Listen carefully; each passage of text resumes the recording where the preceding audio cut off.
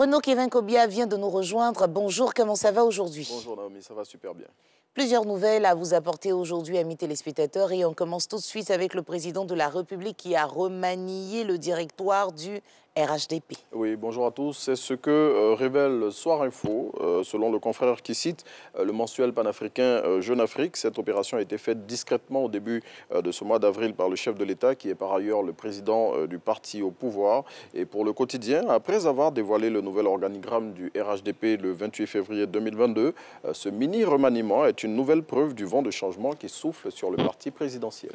Et vous décidez de nous proposer un chiffre pour la revue de presse de ce jour. Oui, 14 000, et il correspond au nombre d'agents des forces de défense et de sécurité qui seront mobilisés sur l'ensemble du territoire national afin d'assurer la sécurité des biens et des personnes pendant la fête de Pâques.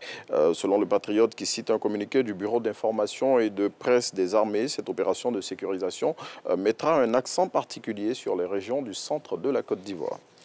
Et à quelques instants de la CAN 2023, vous nous annoncez que Patrice Baumel n'est plus le sélectionneur des éléphants de Côte d'Ivoire. Oui, c'est dans un communiqué que le comité de normalisation de la Fédération ivoirienne de football a officiellement annoncé la fin du contrat de Patrice Baumel au poste de sélectionneur des éléphants de Côte d'Ivoire. Et dans cette note dont l'expression a reçu copie, le comité de normalisation de la Fédération ivoirienne de football donc, a adressé ses remerciements au technicien français tout en souhaitant à ce dernier une heureuse poursuite de sa carrière. Le technicien français, rappelle le confrère, aura passé 24 mois à la tête de la sélection nationale.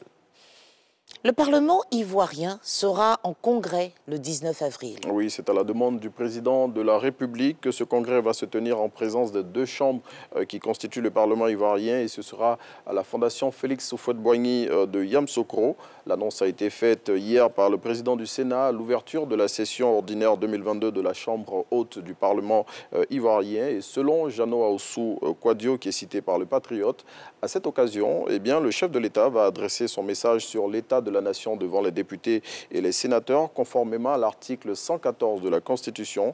Cette rencontre, relève le confrère, sera la deuxième du genre après celle de mars 2020.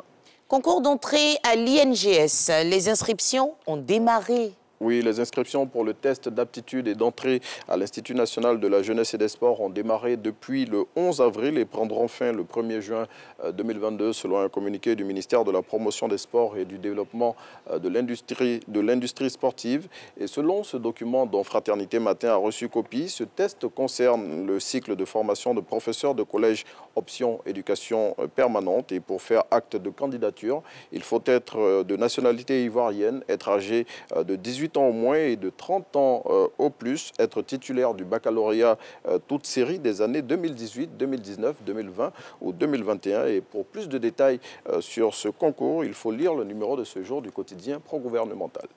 C'était tout pour la revue de presse. On retrouvera Renaud Kevin Kobia dans quelques instants pour... L'info continue. Merci, à tout à l'heure. À tout à l'heure, Naomi. Et il y a quelqu'un de particulier qui vient de faire son entrée dans ce studio.